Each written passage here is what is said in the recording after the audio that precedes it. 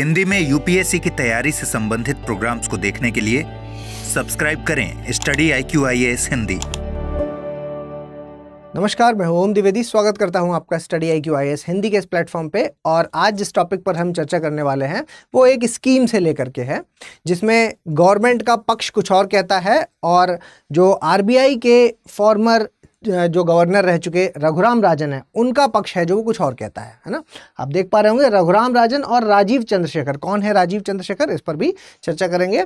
तो पहले मैं आपको न्यूज़ दिखा देता हूँ। न्यूज़ देख लीजिए कि farmer reserve bank of India governor, मतलब रघुराम राजन की बात हो रही है, और minister of state for electronics. ठीक है, राजीव चंद्रशेखर कौन है? Minister of state for electronics. ठीक है, तो सरकार का व्यू जो उन्होंने कहा है उसके अगेंस्ट जाकर के खड़े हो गए हैं कौन? रघुराम राजन। तो किस मामले में है पूरी चर्चा, उसका अगर संदर्भ की बात करूं मैं तो संदर्भ है आपका प्रोडक्शन लिंक्ड इंसेंटिव्स स्कीम। ठीक है, PLI स्कीम आपने सुना होगा, उसके बारे में पूरी चर्चा है। तो इस पर मैं विस्तार से आपसे चर्चा करूंगा। और चर्चा को आगे बढ़ाने से पहले मैं आपको एक इंपॉर्टेंट इन्फॉर्मेशन हमारे P2I बैच के बारे में देना चाहता हूं। P2I बैच जो हमारा अगला बैच है वो स्टार्ट होने वाला है 23 अगस्त 2023 को शाम को 6 बजे। ठीक है, 23 अगस्त से उसकी शुरुआत हो रही है। अगर आप हिंदी में, इंग्लिश में या बाइलिंगुअल किसी भी भाषा में इस प्रिपरेशन को करना चाहते हैं तो स्टडी IQ ने आपको ये मौका दिया है। और इसकी फीस है जो वो रखी है 29,999। उसके लिए आपको यूज़ करना होगा मेरा कोड। ये फीस, अगर इस फीस में एडमिशन लेना है तो इस कोड पर ही एडमिशन हो पाएगा। ओम लाइव कोड का इसके लिए इस्तेमाल करना है। ठीक है, अगर मैं फीचर्स की बात करूं तो इस कोर्स के जो फीचर्स हैं उसमें आपको पहले तो फाउंडेशन की पूरी तैयारी कराना, उसके बाद आपको प्री स्पेसिफिक तैयारी कराना, उसके बाद मेंस स्पेसिफिक तैयारी कराना, फिर इंटरव्यू की तैयारी कराना। मतलब प्री से लेकर के इंटरव्यू तक की पूरी जर्नी कंप्लीट आपको यहाँ पर करवाई जाएगी। और एक खास बात है कि अगर आप प्री पास होते हैं तो जैसे ही आप प्री पास होंगे तो आपको यहाँ बुला लिया जाता है और स्टडी IQ आपके रहने, खाने, किताबें, हर एक चीज़ का जो खर्च है वो स्टडी IQ वहन करेगा। और यहीं पर मेंस की और इंटरव्यू की पूरी तैयारी फिर आपकी यहाँ हमारे साथ में करवाई जाएगी। ठीक है, तो जल्द से जल्द इसमें एडमिशन लें। 29,999 रुपये पे करने हैं आपको ओम लाइव कोड पर। ठीक है, चलिए अपनी चर्चा को आगे बढ़ाते हैं। और हम चर्चा कर रहे थे PLI स्कीम के बारे में। ठीक है, PLI, ठीक है, प्रोडक्शन लिंक्ड इंसेंटिव स्कीम्स। तो प्रोडक्शन लिंक्ड नाम से ही समझ में आ रहा है यहाँ पर उत्पादन से संबंधित है। ठीक है, तो इसके तहत क्या है, प्रोडक्शन लिंक्ड इंसेंटिव स्कीम्स के तहत अगर भारत के अंदर कोई कंपनी है जो वो मैन्युफैक्चरिंग करती है या प्रोडक्शन करती है, विनिर्माण करती है, तो चाहे वो भारतीय कंपनी हो, मतलब आप लोकल लिख लीजिए, लोकल की कंपनी हो, या कोई MNC हो। ठीक है, दोनों में से कोई भी कंपनी है अगर वो भारत में मैन्युफैक्चरिंग कर रही है या प्रोडक्शन कर रही है तो उसके तहत क्या होगा कि उसको इंसेंटिव की फैसिलिटी, ठीक है, ये जो इंसेंटिव है ये फैसिलिटी मिलेगी। मतलब कहने का कि मान लीजिए कि आपने 1,000 रुपये का इस बार मैन्युफैक्चरिंग किया, ठीक है, और फिर अगली साल आपने 1,500 का किया, तो ये जो 500 रुपये है, ठीक है, इस पर आपको कुछ इंसेंटिव मिलेगा। ठीक है, तो ये है इसका मोटा मोटा मतलब। आसान भाषा में आप इसको समझ पा रहे होंगे कि PLI स्कीम के तहत इस तरीके से इसमें आपको फायदा मिलेगा। अब बात यह है कि यहाँ पर सक्सेस की बात की जा रही है, तो यहाँ पर जो गवर्नमेंट का क्लेम है वो क्या है, आप ये सुन लीजिए कि गवर्नमेंट का क्लेम है कि ये स्कीम है जो, ये कैसी है, ये एक सक्सेसफुल स्कीम है। ठीक है, सक्सेसफुल स्कीम है। और इसके पीछे जो तर्क दिया जा रहा है वो दिया जा रहा है आपके कुछ डाटा को, जो कि इंपोर्ट और एक्सपोर्ट का डाटा है, जिसके तहत सरकार कह रही है कि देखिए, हम जो इंपोर्ट था, है ना, इंपोर्ट यानी कि आयात की अगर हम बात करते हैं, तो पहले की अगर हम बात करें तो पहले जो 3.5 मिलियन, ठीक है, 3.5 मिलियन का आयात करवाते थे हम, वो अब हम कितना करवा रहे हैं, 1.5 मिलियन। ठीक है, 1.5 मिलियन डॉलर का आयात करवा रहे हैं। ठीक है, तो ये आप समझ पा रहे होंगे। तो आपको ये बात पता है कि आयात अगर घटा है तो यानी कि ये तो अच्छी बात है। ठीक है, तो ये डाटा एक। दूसरा जो तर्क दिया जा रहा है वो एक्सपोर्ट के लिए दिया जा रहा है। एक्सपोर्ट यानी कि निर्यात के लिए।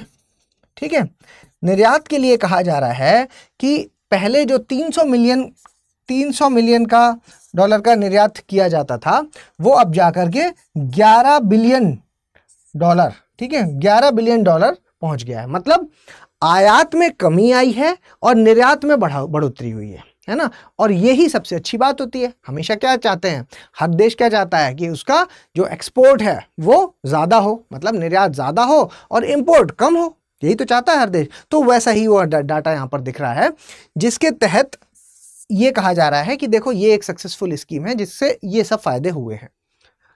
अब क्या है, रघुराम राजन का जो तर्क है वो क्या है, इसके थोड़ा और डीप में चले गए। ठीक है, अब जब वो डीप में गए तो उस डीप में जाने पर उन्होंने जो तर्क दिए वो भी आप समझिए।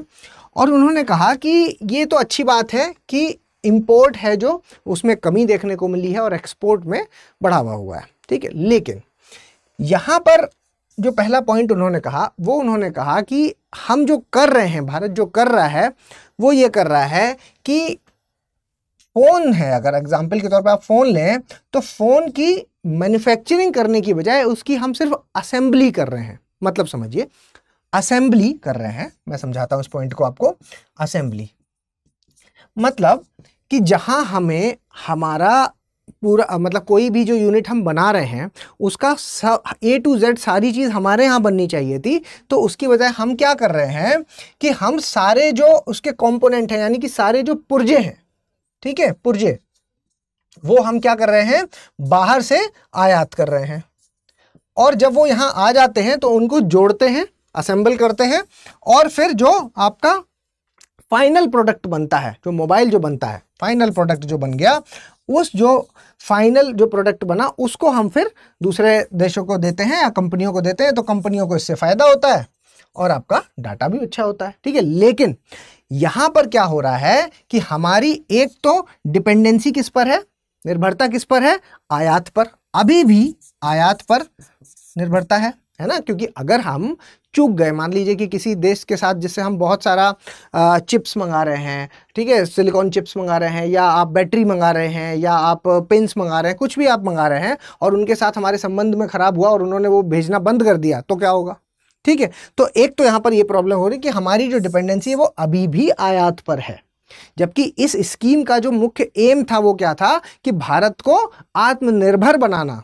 ठीक है, और इस स्कीम, अगर हम PLI स्कीम की बात करें तो उसका एम की अगर आप बात करेंगे तो उसका एम क्या है, भारत को एक तो आत्मनिर्भर बनाना, ठीक है, आत्मनिर्भर बनाना, और दूसरा मेक इन इंडिया को बढ़ावा देना।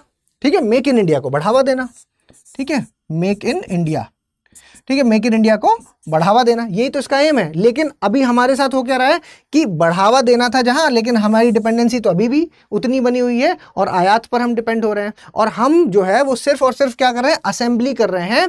तो इसके लिए इन्होंने कहा कि ये जो लो लेवल असेंबली जॉब्स है, ये जो आपकी ये जो असेंबली करने वाला जो काम है, जिसकी वजह से लोगों को काम मिल रहा है, उसमें इतनी क्षमता नहीं है। ठीक है, उसमें इतनी क्षमता नहीं है, उसमें इतनी क्षमता नहीं है कि वो क्या कर सके कि भारत को आत्मनिर्भरता की ओर ले जा सके। अब मेरे ख्याल से आप ये बात समझ पा रहे होंगे।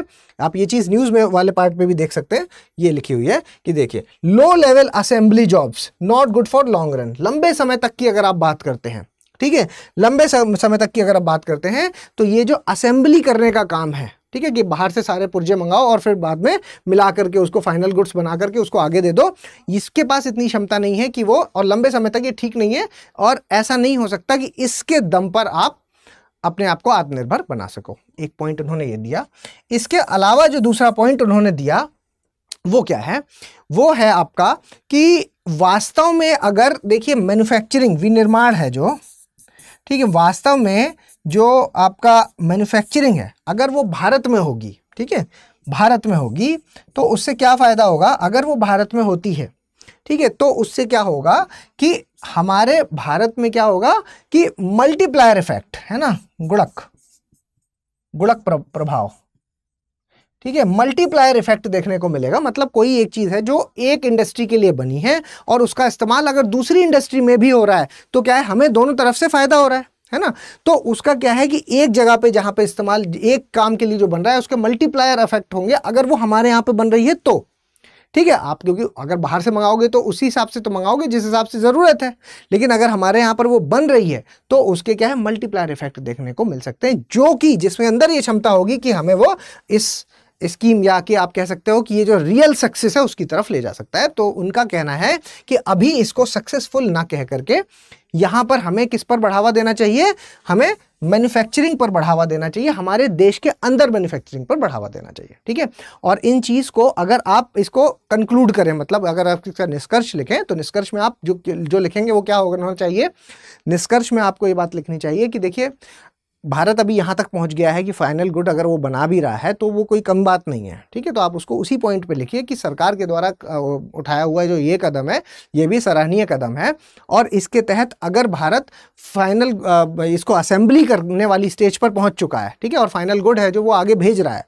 फाइनल प्रोडक्ट है जो वो आगे अगर भेज पा रहा है और असेंबली करने वाली स्टेज पर अगर आज पहुँच चुका है तो वो भी एक सराहनीय कदम है, और भविष्य में आगे बढ़ के हम और ज़्यादा विनिर्माण पर ध्यान देंगे जिसके तहत ये जो मल्टीप्लायर इफेक्ट है उसका हमें फायदा देखने को मिलेगा।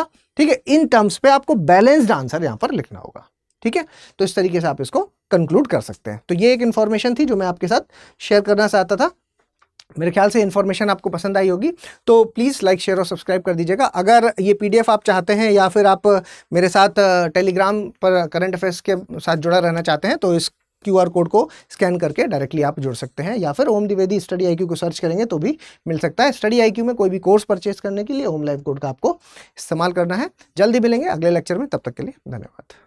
हिंदी में UPSC की तैयारी से संबंधित प्रोग्राम्स को देखने के लिए सब्सक्राइब करें स्टडी IQ IAS हिंदी।